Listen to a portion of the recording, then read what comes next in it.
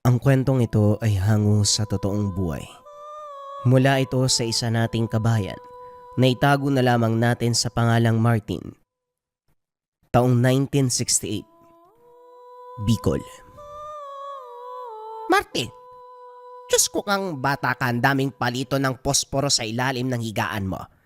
Ano bang ginawa mong bata ka? Nag-aadik ka ba? Wika ni Nanay Miding.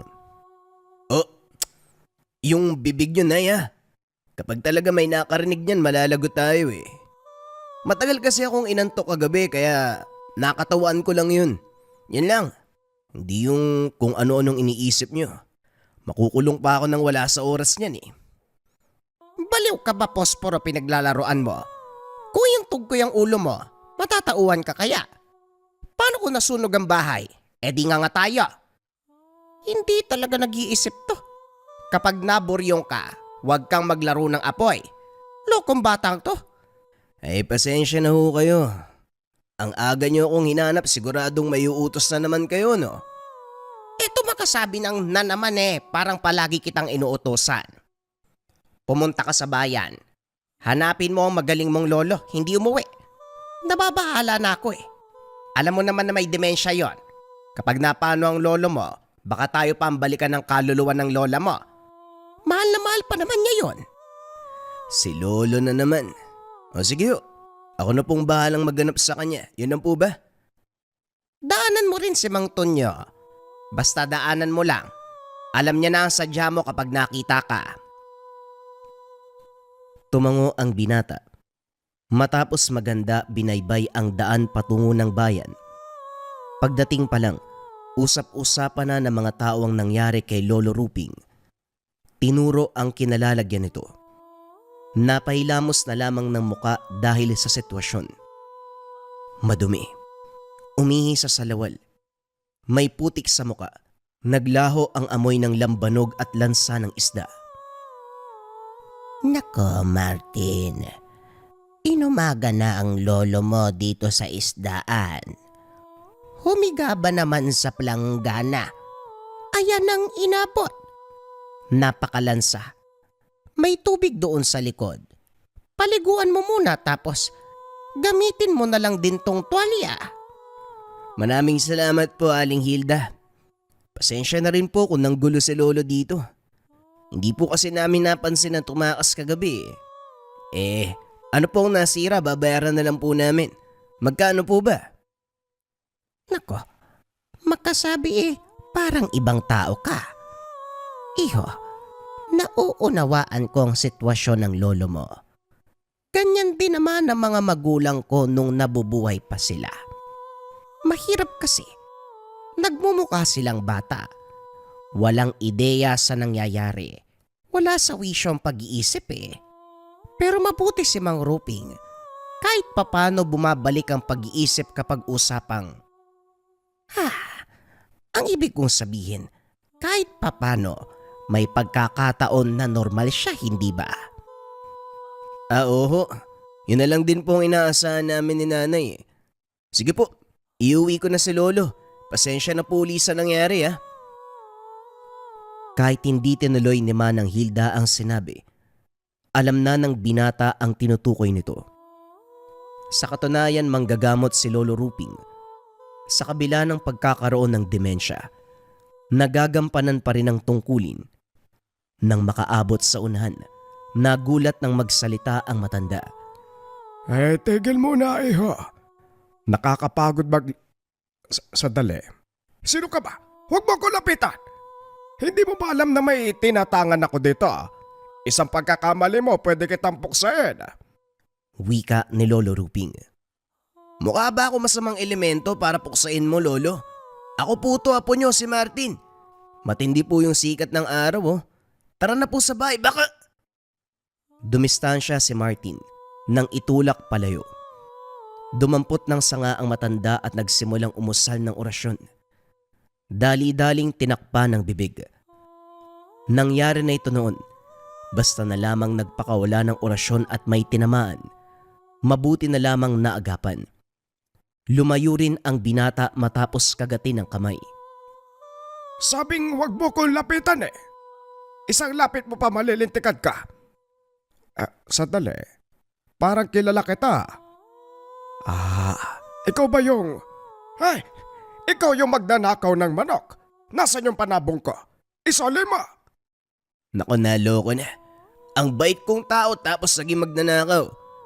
Lolo, tama na po yan. Umuwi na tayo. Pati ako malilintikan kay nanay. Ang manok ko sabi eh. Isoli mo. Ang laki mong tao tapos umaasa ka sa nakaw para mabuhay. Magtrabaho ka para magkapera. Aray ko, sasakalin mo yata ako ah. Hindi nagpatinag si Martin. Pinasa ng matanda. Mabilis sa mga hakbang para makarating ng tahanan. Naroon na rin sa pintuan ang ina. May bitbit na pamalo.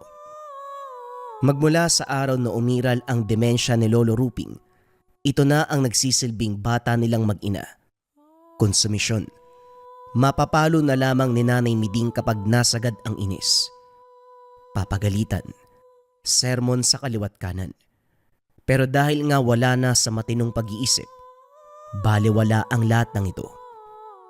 Kung minsan naging katuwaan na lang, lalong-lalo na kapag kung ano-anong pangalan ang sasabihin. Mariosep ang baho ng lolo mo, Martin. Eh, lumangoy ba yan sa tae? Diyos ko naman. Kung ikukulong makakatakas, kung itatali, kawawa. Ay, tulungan mo ko mag-isip anong gagawin natin dyan. Hayaan na lang po natin si Lolo Ruping. Nandito naman ako eh. Handa po akong sumundo dyan. Nga po pala, hindi ko nadaanan si Mang Tonyo. Babalikan ko po ba? Naku naman, Martin.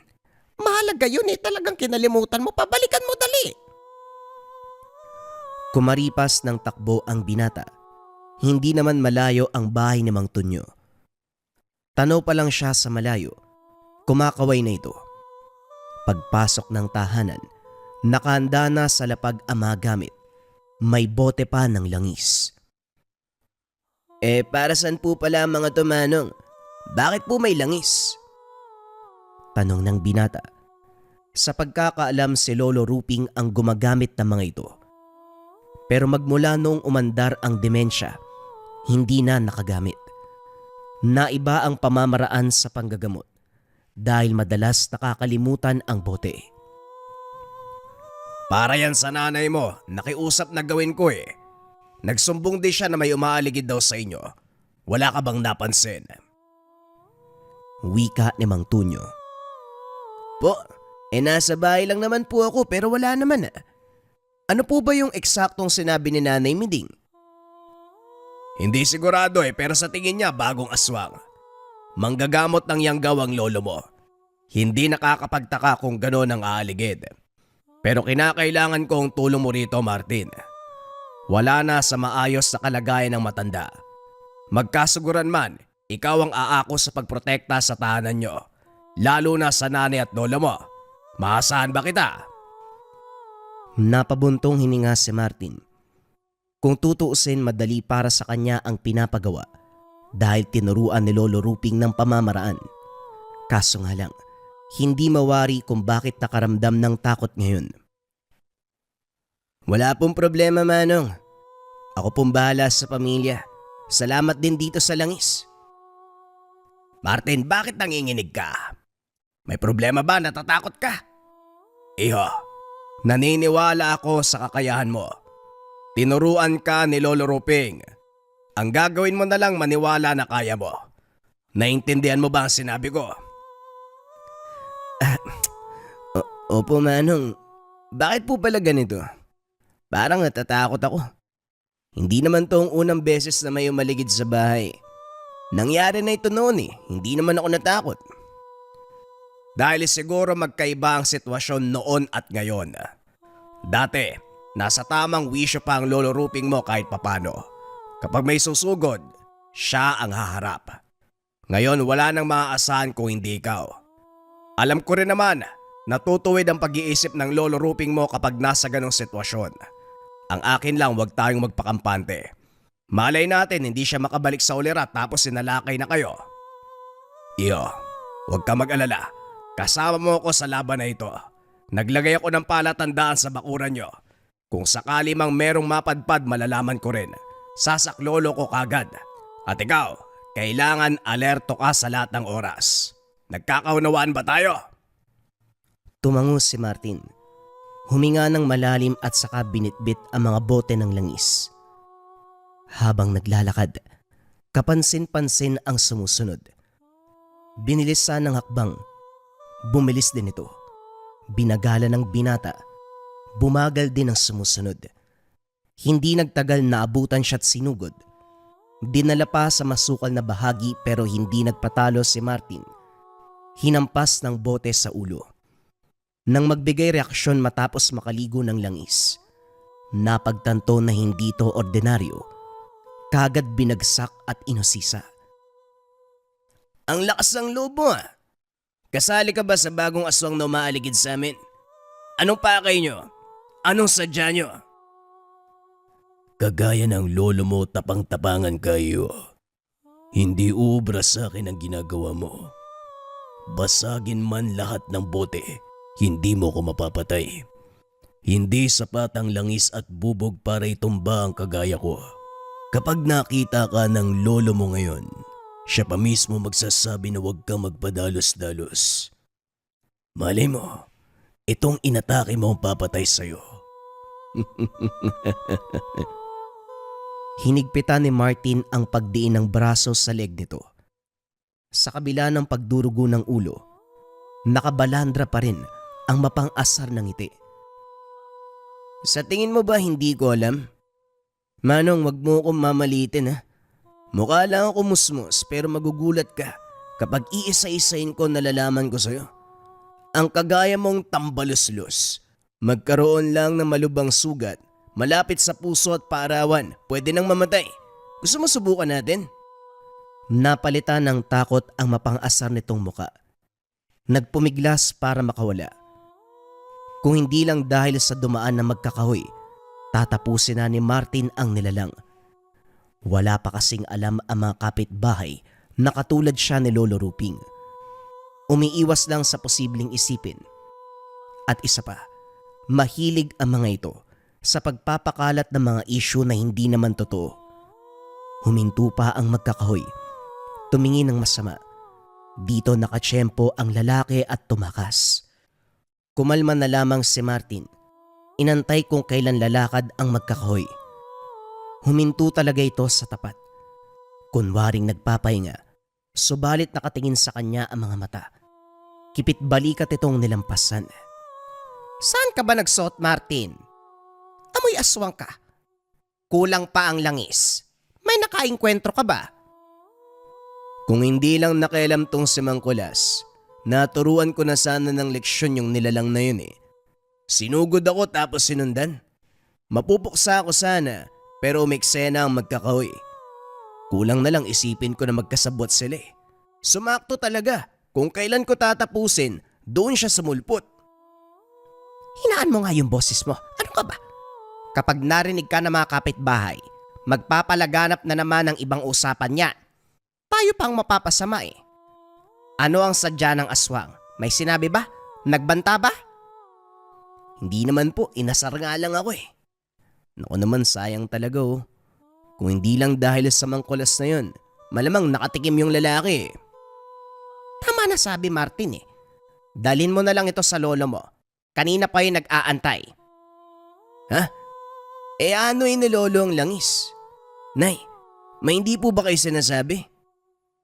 Daig mo pa ang babae kakaputak. Mabuti pa dalhin mo sa kwarto. Ikaw na ang umalam. Pagpasok ng silid na abutan ang dalawang tao. Si Lolo Ruping ang isa. Ang isa naman ay pasyente. Nakagapos at nagwawala. Lumikha ng ingay na parang asong ulol. Nanlilisik ang mga mata. Ang mga kukot-ngipin, hindi na makapag-intay na kumalmot at mangagat. Napabuga ng hininga ang binata. Hindi na rin nagtanong. May ideya na sa nagaganap. Maingat na inilapag ang mga bote ng langis. Saka lang tumingin ang matanda. Marami ang pamamaraan para alisin ang yanggaw sa tao. At isa rito ang pamamaraan ng matanda. Ang gamit kasi, bao at palito. Ang langis ay para sa huling hakbang. Papaliguan ang pasyente habang binabasbasan. Ito kung matagumpay na makuha sa kaloob-looban nito ang sumpa. Matapos ihipan ng orasyon ng bao, dinin ito sa tiyan.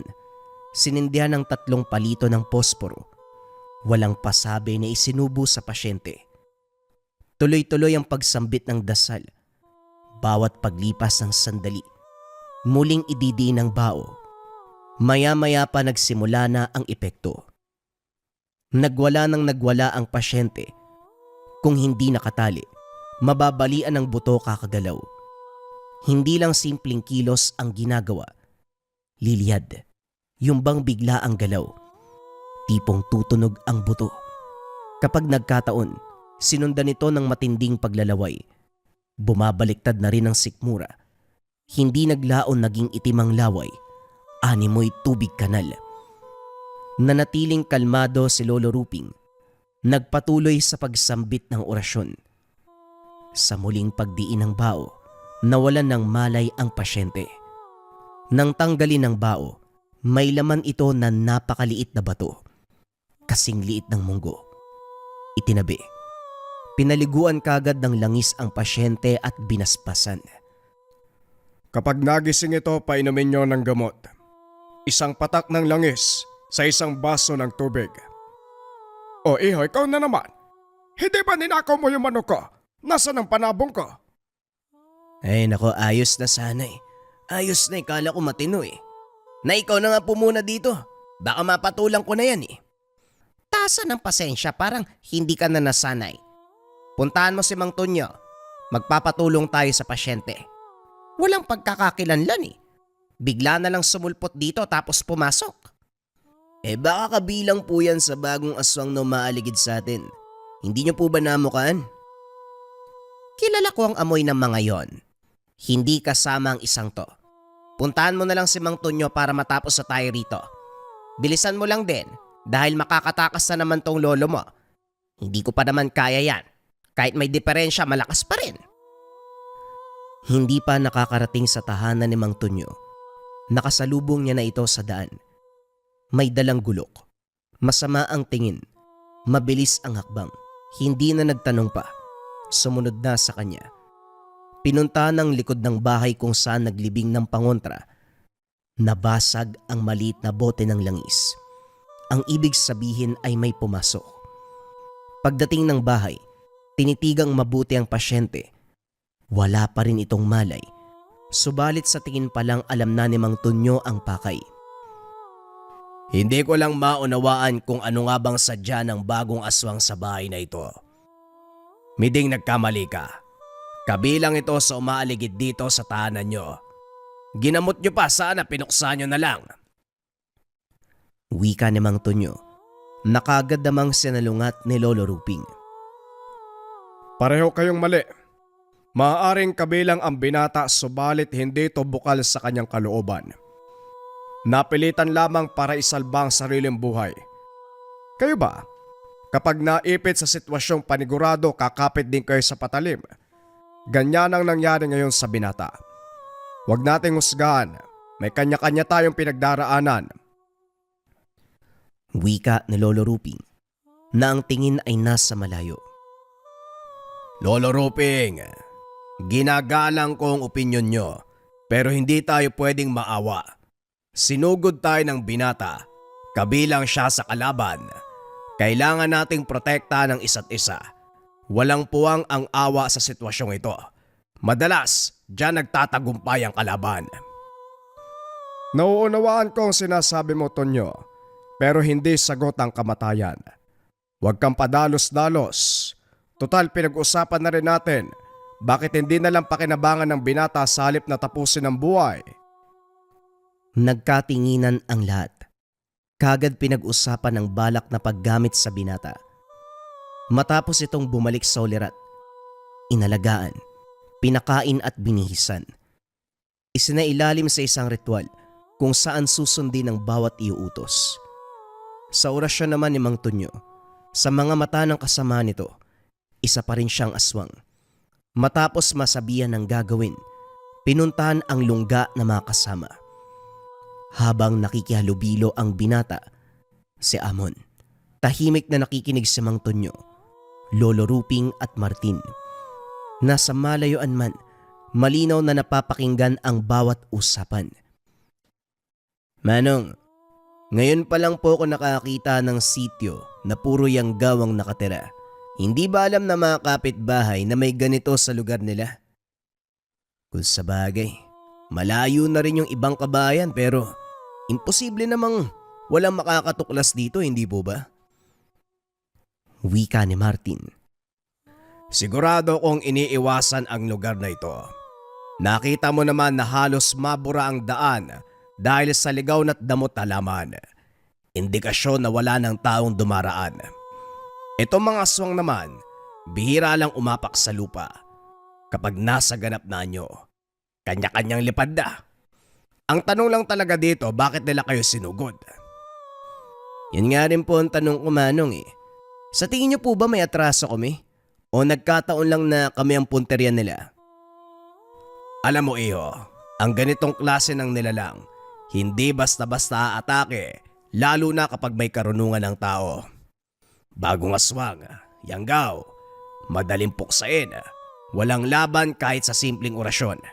Sigurado ako, may malalim na dahilan kung bakit nila kayo sinugod. Teka sandali, nasan si Lolo Ruping?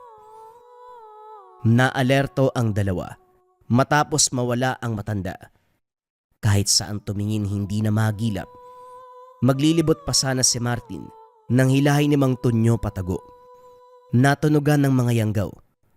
Nagkalat ang mga ito para alamin ang nangyayari. Maya-maya pa lumitaw si Lolo Ruping. Wala ito sa wisyo. Questionableng tinitigan ang mga aswang. Nilapitan pa. Sinuring mabuti ang mga muka. Kilala ko kayo ah. Hindi ako pwedeng magkamali. Kayo mga binatang lumapit sa akin noon. Hindi ba nakiusap pa kayo na turuan ko ng aral kaso umayaw ako dahil nga mga bata kayo eh? Naalala nyo ba? Alam nyo, mabuti pang tumuloy na tayo sa tahanan nyo. Mag-usap tayong lahat. Talaga ba, Ruping? Kung makipag-usap ka naman parang malapit tayo sa isa't isa, baka nakakalimutan mo. Magkaaway tayo ngayon. Huwag ka masyadong magpadala sa kondisyon mong demensya na paghahalataan ka may saltik. Naningkit ang mga mata ni Martin para aninagin ang nagsasalita. Walang iba kung hindi ang aswang na nakaengkwentro nung araw. Yan si Ray. Nakasalamuha yan dati ng lolo mo nung panahon na bagong yanggaw pa. Ngayon mukhang ganap na aswang na talaga at sa tingin ko, siya yata ang namamahala sa mga bagong yanggaw. Napapalibutan si Lolo. Hindi po ba tayo kikilos? Wala sa katinoan si Lolo Ruping. Baka mapana siya. Nakita niyo naman no, kating-kati ang reyna yan no, para patayin si Lolo. Teka sandali, huwag mong mamalitin ang lolo mo. Manood ka! Binalik ang pansin sa kaganapan. Patuloy ang sagutan sa pagitan ni Lolo Ruping at Ray. Naghahanda na rin ang mga yanggaw sa pag-atake. Sa kabila nito, nagmukamang ewan si Lolo Ruping dahil sa kalagayan. Hindi maiwasang mapangiti ni Martin habang nalingat sa usapan ng lahat. Palihim na nagkarga ng orasyon sa hangin. Maya-maya pa dahan-dahang umatras sa mga ito matapos mapansin ang epekto. Hindi nagtagal isa-isang bumagsak. Si Ray na lamang ang natira at si Amon na nasa hulihan. Tignan mo nga naman, hindi tayo nagkamali kay Amon.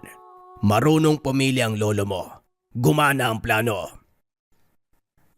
Habang nakikihalubilo si Amon sa mga kasamaan kanina, palimitong nagsagawa ng orasyon. May karga-kargang dasal na siyang ikinalat. Magmula sa oras na yun, dahan-dahang nilulusaw ang lakas. Kaya nang mag-orasyon muli si Lolo Ruping, hindi na nakapalag pa. Anak nan... Oy, ikaw, ano pang tinatayo-tayo mo dyan? Sugurin mo matandang to. Utos ni Ray kay Amon. Lumapit ang binata pero nang tumapat sa kinakatayuan, siya ang binuhusan ng langis. Alisto si Ray.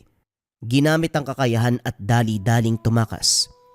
Susundan sana ni Mang Tunyo pero pumigil si Lolo Ruping. Bagay na hindi maunawaan. Pagkakataon na natin yun, Lo. Papalampasin pa ba? Tapos na mga yanggaw. Yung tambalos-los na lang. Papatakasin pa talaga. Masyado kang nagmamadali, Tonyo. Hindi mo ba nauunawaan ang nangyayari? Hindi si Ray ang kalaban dito. Mabuti pa maganda na lamang tayo sa mas malaking laban. Hayaan mo muna siyang umuwi sa amo niya. Hayaan mong malaman nila ang kaganapan upang maalerto sila. Maging si Martin hindi sang-ayon sa naging pasya ng matanda. Katulad ni Mang Tonyo, nais niyang puksain na si Ray habang may pagkakataon pa. Pagkatapos ng kaganapan, umuwi ang lahat sa tahanan ni Lolo Ruping. Sakto ang pagdating. Muling umiral ang demensya. Hinayaan nila itong maglaro sa putik na parang bata. Sa bakuran lang naman, kaya kampanting hindi lalayo. Pwede po ba ako magsalita? Baka pwede kong umalis. Kailangan ko kasi magpakita sa pamilya ko para malaman nila na buhay pa ako. Wika ni Amon. Hindi ka naman namin pinapatahimik kaya magsalita ka lang. Ang tungkol dyan, hindi ako sigurado. Alam ni Ray na umanib ka sa amin kaya hindi ka pwede magpakita sa pamilya mo. Malay natin sumugod yon at madamay pa sila. Miding, baka pwede si Amon dito. Mga ilang araw lang hanggang sa matiyak nating ligtas siya. Wala namang problema dahil may bakanting kwarto dyan. May papakiusap lang ako, iho. Total, nandito ka na lang din. Baka pwedeng tulungan mo kami sa pagbabantay kay Lolo Ruping. Anak na, nasa na yon? Hindi magkanda-ugaga ang lahat sa paghahanap. May bakas ng paa sa daanan, subalit nawala na rin pagdating sa unahan. Kanya-kanya sa paggagilap. Naghiwalay ng direksyon para mapabilis. Kaso nalibot na lang ang lugar, maging ang bayan. Walang Lolo Ruping na namataan. Tumambay muna si Martin sa merkado.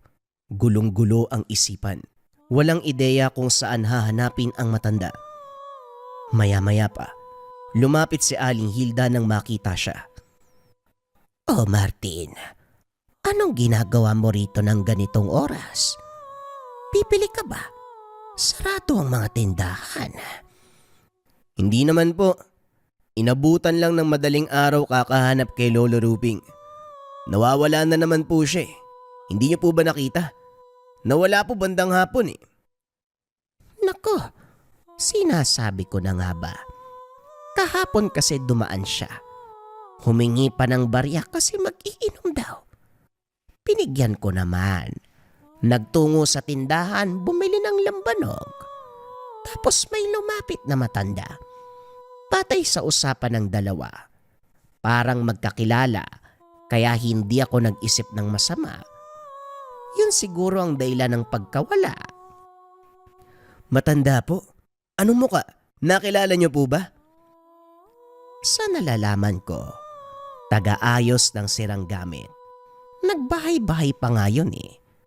Minsan ang dumaan sa amin. Hindi ko alam ang tunay na pangalan, pero tinatawag siyang Ambo. Subukan mong pumunta sa kabilang sityo. Makikita mo ang kubo na malapit sa kalsada. Yung kalahating nipa, kalahating sako ang bubong. Doon siya nakatira.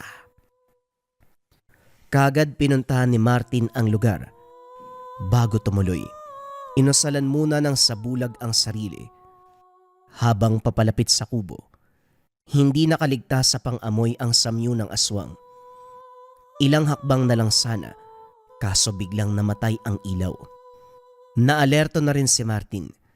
Hindi nalalayong natunugan ng kalaban ang pagdating. Bumunot ng patalim. Dahan-dahang pumuslit. Hindi nakakandado ang pintuan kaya patuloy lang sa pagpasok. Kaso nga lang wala nang naabutan. Ang nakita ay bukas sa bintana sa likuran. Tanaw pa ang bakas ng dinaanan nito. Nilibot ang tahanan. Masyadong malinis. Ang naroon na lamang ay kagamitan sa pagkukumpuni at mga sirasirang bagay. Bukod sa mga ito, wala nang kahinahinala. Hindi nagtagal sa lugar, pero bago umalis binuhusan ng langis ang buong bahay at iniwan ang 3 palito ng posporo. Magsisilbi itong sumpa. Habang binabaybay ang daan pauwi, sa wakas nahagilap din si Lolo Ruping. Nang tapikin ng balikat nito, napalundag sa gulat ang binata. Puno ng dugo. May karap na bangkay. Nang aninagi ng muka ito ay walang iba kung hindi si Ray. Dali-daling kinaladkad palayo ang matanda. Lo, kayo po ba ang gumawa nun? Anong nangyari? Bakit umabot sa patayan? Nagkaengkwentro ba kayo? Hindi ako pumatay sa binata. Nabutan ko lang siya nag-iingalo. Gusto ko sanang gamutin kaso huli na ang lahat. Kawawa siya. Nakiusap na sana mabuhay pa. Kung sino man ang gumawa nito sa kanya, pagbabayarin ko. Napailing si Martin. Sa itsura ng matanda, wala na naman ito sa wisyo. Nilinis ang dugong kumapit sa mga kamay. Nagmamadaling umuwi bago pa may makakita. Nagsunod-sunod ang pangyayari. Pagdating sa tahanan, wasak ang bahay. Wala si Nanay Miding. Wala din si Mang Tonyo o Amon. Sa kalagitnaan ng pag-aalala, isang figura ang naaninag sa kadiliman. Malinaw sa presensya nito ang banta.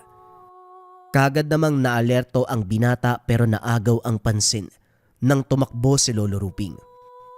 Ito ang inuna. Nagawang isang tabi ang kalaban. Hindi mawari ni Martin kung saan papunta.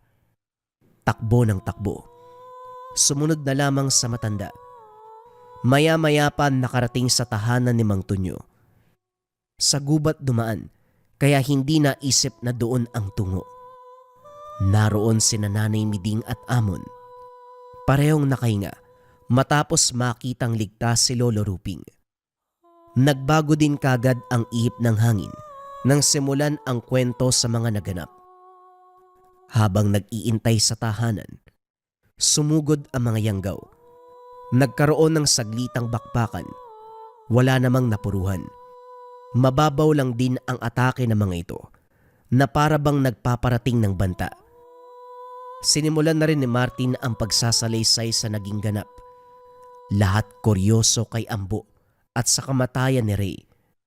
Nabigyan din ng linaw matapos magsalita ni Amon. Kilala ko po si Ambo. Siya po minsan bumisita sa sityo. Kauri ni Ray. Sa pagkakaunawa ko nga po, siya ang pinagbula ng yanggaw. At kung pagbabatayan ng ugali nito, sigurado ko na siya ang pumatay kay Ray. Bakit niya papatayin? Tauhan niya yun. Baka naman may nakaengkwentro lang siya na mas malakas. Pwede din po yan pero mas matimbang ang sitwasyon kung sasabihin natin si Ambo ang pumaslang. Ilang buwan din po ako sa sityo eh. Kumbaga bago ko tuluyang sinakop ng sumpa ng yanggaw, kinuha na nila ako para unti-unting matutunan ang pamumuhay ng isang halimaw. Ganun po ang kalakaran nila eh. At sapat na ang panahon na yon para makilala ko ang ugali ni Ambo. Isang palpak. Buhay ang kabayaran. Ganun siya karahas. Sa puntong ito, nabawasan ang kalaban natin. Wala na si Ray, pero nariyan naman si Ambo. Nandito na tayo, pero hindi pa rin malinaw kung bakit sumusugod ang mga yon. Ano ba ang dahilan? Ano ang rason nila upang punteryahin tayo ng ganito kalala? Si Lolo lang po makakasagot niyan. Kaso nga lang mahihirapan tayo. Sa tahanan muna sila ni Mang Tonyo na nuluyan. Panay ang pag-uusap tungkol sa kaganapan. Naguguluhan kahit anong isip. Pinagtatagpi-tagpi ang kaganapan. Wala pa ring makuwang sagot. Nag-abang kung kailan babalik sa wisyo si Lolo Ruping pero sadyang mapanubok ang pagkakataon. Sa nakalipas na mga araw, lumala ng lumala ang demensya. Hindi lang yun, nagkakagulo pa dahil basta na lamang sumasambit ang orasyon. May pagkakataon pa na napuruhan si Martin mabuti na lamang naagapan kagad. Sa pagdaan pa ng mga araw, unti-unting pumayapa ang takbo ng kaganapan. Wala nang banta ng yanggaw. Hindi na rin mahagilap si Ambo. Sa pagkakataong ito, naisip ni Martin na baka hanggang doon na lamang ang pananalakay ng kalaban. Sa kabilang banda, hindi magawang makampante ng ina. Huwag tayong magpakampante. Hindi pa nga natin alam ang dahilan kung bakit tayo sinasalakay. At isa ba, hindi ba kayo napapatanong kung bakit biglaan yata ang pagtahimik? Para sa akin questionable. Isipin nyo, nung una halos araw-araw kong sumalakay, makikita talaga na gusto tayong patayin lahat. Ngayon biglang ganito. Malay natin pinapalipas lang ang panahon. Kapag nakatsyempo sasalakay muli. Tama ang nanay mo, Martin. Nakakapanghinala ang biglang pagtahimik ng kalaban. Nakita mo naman kung gaano ito nagsisikap na paglaanan tayo ng oras. Ni hindi nga halos tumigil sa pag-atake. Swerte lang na nagawa natin ang paraan kaya natigil. Taasan pa natin ang pagiging alerto. Amon, magtiis ka lang muna. Hindi ka pa talaga pwedeng umuwi sa inyo. Iwasan lang natin na madamay ang iba pang inosente. Manang, baka pwede niyong pagbigyan yung hiling ko. Total, si Ambu na lang din ang natitirang kalaban. Bakit hindi na lang natin siya hanapin? Unahan po natin bago tayo maisahan. Hindi ang ganito, nag-aantay lang din tayo eh. Tama si Amon. Hindi tayo pwedeng magpakampante. Dapat may gagawin tayong aksyon. Isipin nyo, nag-aantay lang tayo rito tapos malay natin, nakapaligid na ang kalaba. Naudlot ang seryosong usapan nang kumalampag ang labas. Nang tignan, may hila-hilang walang malay si Lolo Ruping. 2 lalaki. Walang nakakilos dahil nagtataka. Sakalang manermon ang matanda. Aba, anong akala nyo dito palabas? Kung kayong palabasin ko sa tahanang yan, kumilos ka kayo. Buhatin nyo mga to para masimula ng panggagamot. Mga batang to, dinaig pa yung demensya ko sa pagtunganga. Kunot noong tumalima ang lahat. Dinala sa loob ang mga pasyente. Tumabi. Tahimik na pinapanood ang pamamaraan ni Lolo Ruping. 3 beses inihipan ng dasal. Ginuhitan pa ng simbolo ang noo gamit ang daliri. Binulungan ng orasyon ang bao at tinaob sa tiyan. Nagsinde ng 3 palito ng posporo at saka isinubo. Sinundan ng mahaba-habang orasyon. Sinakop ang paligid ng enerhiya mula sa ritual. Maya-maya pa, kanya-kanya sa pangingisay ang mga pasyente. Kakaiba ang reaksyon ngayon kumpara sa nagdaang gamutan. Bumubula pa ang bibig. Naisip ni Martin na baka matuluyan ang mga ito. Tumirik na kasi ang mga mata. Nanigas ang mga daliri. Kaya naisipang kumarga din ng orasyon. Pero nahinto nang mapansin ang paglingon ni Lolo Ruping. Huwag ka nang makialam. Alam ng lolo mo ang ginagawa niya. Hindi naman siya magre-ritual ng ganyan kung alam niyang hindi kakayanin ng pasyente. Wika ni Mang Tonyo. Tuloy-tuloy ang kaganapan hanggang sa tinapos si Lolo Ruping. Pagtanggal ng bago, naroon na ang bato na kinargahan ng sumpa. Kayong dalawa, ituloy ang panggagamot. May asikasuhin lang ako. Sinunod nila ang sinabi ni Lolo Ruping. Paglilinis na lamang na nagkalat na laway at natitirang bakas sa katawan ng ginawa. Pagkatapos nun, pinainom ng lunas at saka hinayaang magpahinga. Pumalit si Amon sa pagbabantay kaya nagkaroon ng pagkakataon na silipin si Lolo Ruping. Nagri-ritual ito sa labas. Napangiti naman ang binata dahil sa puntong ito. Parang wala na sa kondisyong demensya ang matanda. Napaka-normal kung titignan. Hindi mababanaag ang kalagayan. Ang bato na kinargahan ng sumpa, hindi natatapos ang bisa sa paglabas ito sa katawan. Kinakailangan pa itong puksain. Pwedeng sa pamamagitan ng pagbaon sa lupa o hindi kaya idaan sa mano-manong ritual na siyang ginagawa ni Lolo Ruping.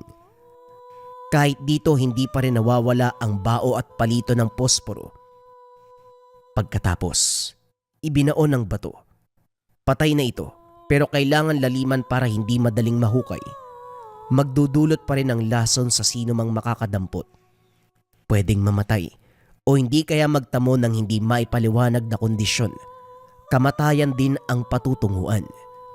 Lolo, kahit papano sa ganitong kalagayan maaasahan pa rin kayo. Hindi naging hadlang ang pagkakaroon nyo ng demensya. Nga po pala, sa tingin nyo po, nasan kaya si Ambo? Pinag-uusapan namin kanina ang tungkol dito. Naudlot kasi dumating kayo dala mga yanggaw.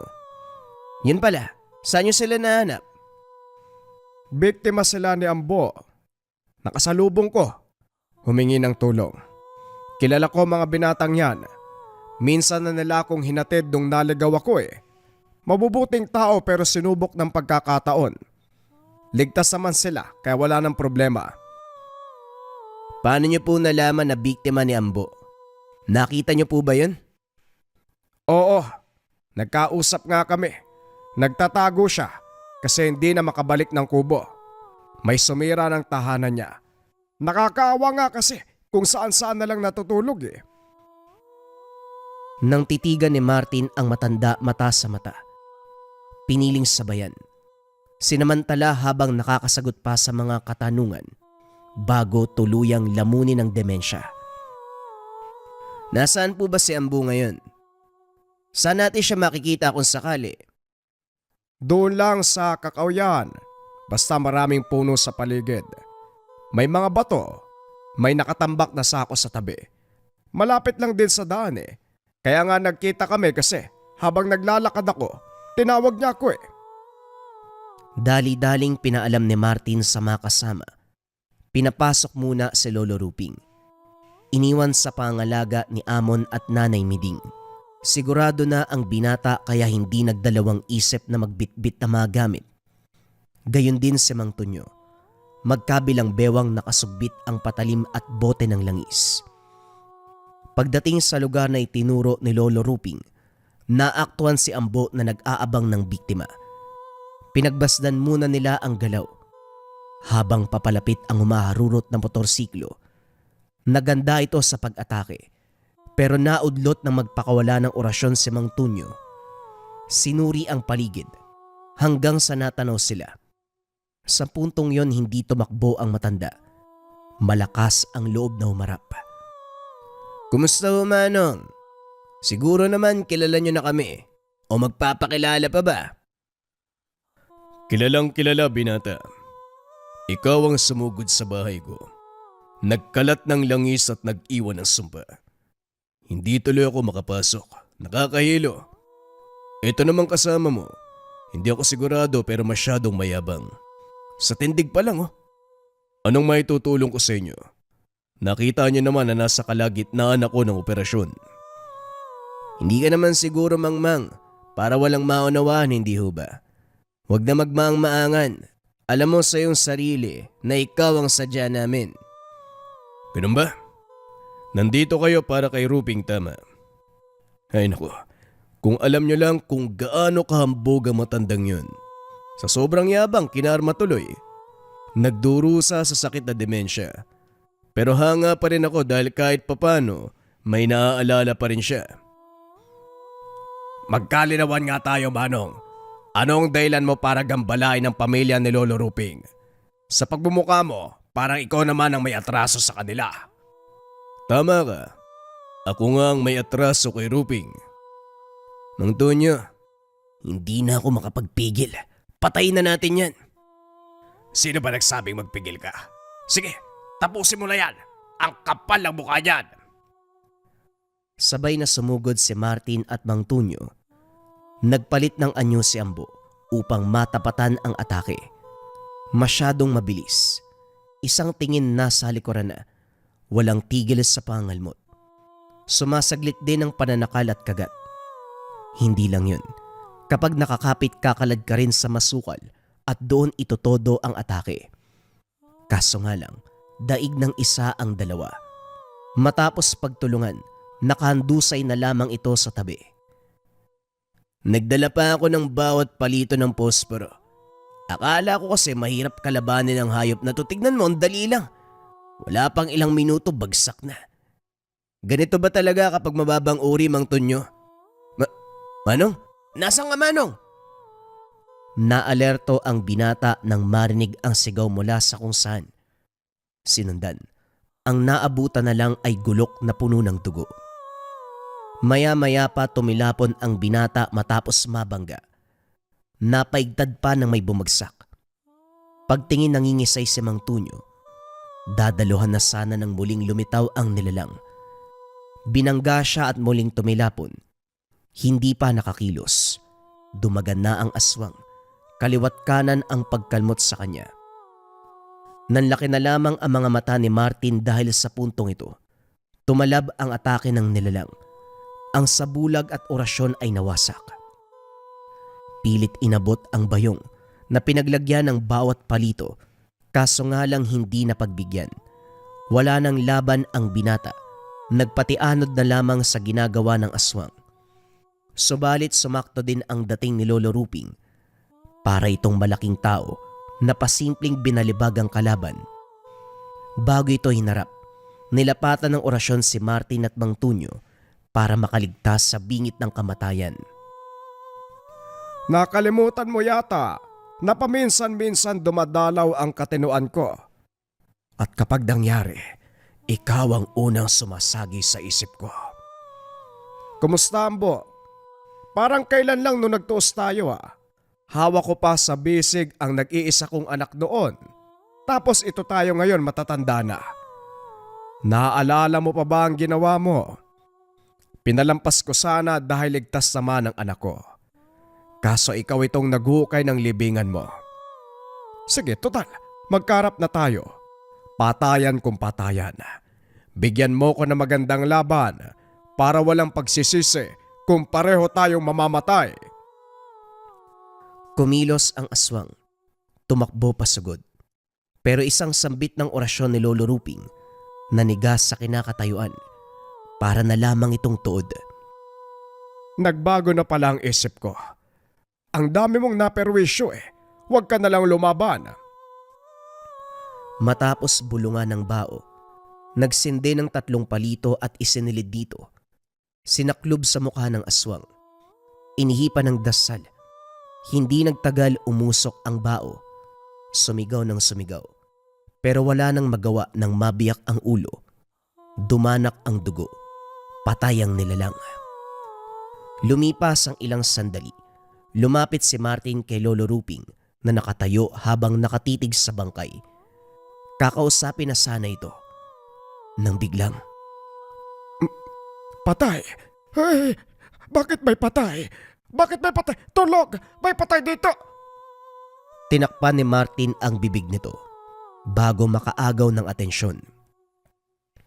Iuwi mo na si Lolo Ruping. Inaatake na naman ang kondisyon niya. Ako nang bahala dito. Siguraduhin mong tatahimik siya. Kapag merong nakarinig na may pinatay tayo rito, tayo pang mananagot. Ligtas na nakabalik ng tahanan. Bigla na namang bumalik sa wisyo ang matanda nang makita ang kalagayan ni Martin. Sugatan, kaya dali-daling ginamot. Yun din ang ginawa kay Mang Tonyo nang makauwi ito. Pagkatapos, balik na naman sa kondisyon ng matanda. Maswerte kayo. Natulungan kayo ni Lolo Ruping. Wika ni Nanay Miding. Sa ngayon wala na tayong kalaban. Matatahimik na ang buhay natin. Maraming salamat sa pagsama mo, Amon. Ngayon pwede ka nang umuwi. Kinausap ni Martin ang ina. May nais kumpirmahin. Nay, may nasabi si Lolo kanina habang kaharap niya si Ambo eh. May nangyari po sa inyo nung sanggol pa lang kayo? Oo, ang sabi ni Lolo Ruping, nakuha ko ang peklat na ito sa kalmot ng aswang. Namatay si nanay habang pinapanganak ako. Sumaktong may nakaengkwentro pang aswang. Natatakot nga si Lolo Ruping eh. Akala niya mamamatay ako. Isipin mo ha, bagong silang tapos kinalmot ng aswang. Mabuti na lang mahusay talaga ang lolo mo. Naging malinaw sa binata ang dahilan ng alitan. Ang engkwentro nung sanggol pa lang ang ina. ang siyang ugat ng pangyayari ngayon. Hindi may tagong inis. Si Ambu na nga itong may atraso. Siya pa ang may ganang sumugod muli. Naintindihan din ni Martin. Saka lamang naglakas ang loob itong si Ambu nang mabalita ang nagdurusa sa demensya ang matanda. Akala siguro may isaan si Lolo. Kahit may sakit yan, mapapatay ka pa rin yan. Matapos ang kaganapan, balik normal ang buhay ng lahat. Buhos ang atensyon ng mag-ina sa pag-aalaga kay Lolo Ruping. Sa paglipas ng panahon, lumala ng lumala ang kalagayan. Hindi naglaon tuluyang namayapa. Wala ring pagkakataon si Martin na ipagpatuloy ang natutunan mula sa Yumao.